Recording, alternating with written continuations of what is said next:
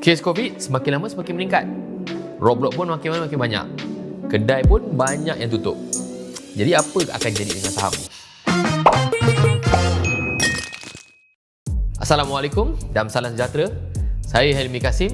Jadi untuk bijak labu pecah rahsia kali ini, saya nak kongsikan keadaan semasa tentang COVID dan saham.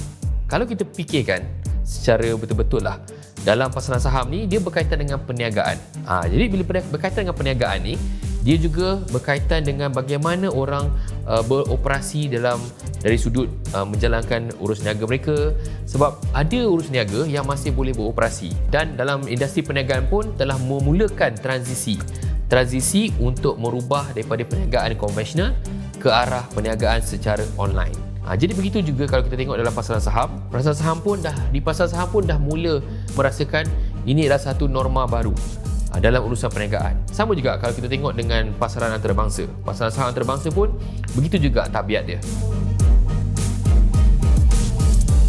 Kalau dilihat pada setahun yang lepas, kita dapat saksikan beberapa sektor yang boleh pergi jauh dalam waktu pandemik ini. Contoh dalam industri cyber security, kalau macam di US, teknologi cyber security terus meningkat kerana dengan adanya perniagaan secara online, secara e-commerce, jadi mereka memerlukan perkhidmatan cyber security supaya dapat melindungi portal ataupun network mereka. Begitu juga dengan sektor teknologi. Dengan perkembangan permintaan dalam Internet of Things, dalam keadaan electric vehicles berkembang, ini kedua-dua cabang ini merupakan antara teknologi yang tengah meningkat naik, dipandu oleh teknologi 5G.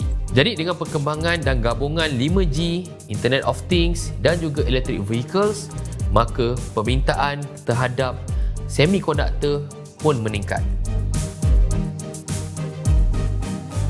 Selain daripada saham-saham yang terus berkembang ni, ada juga saham-saham yang semakin lama semakin jatuh, semakin merudum.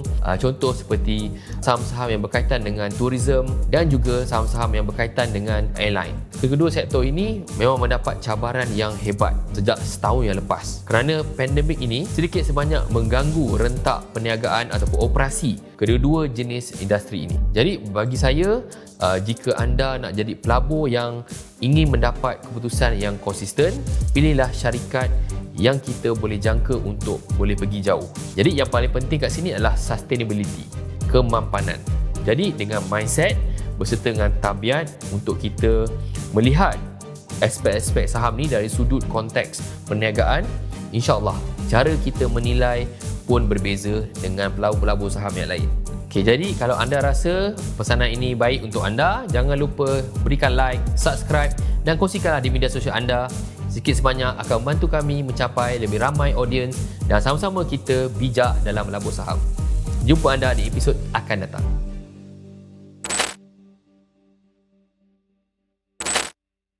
Hari ini saya nak kongsikan top 3 saham teknologi yang anda boleh kaji. Let's go!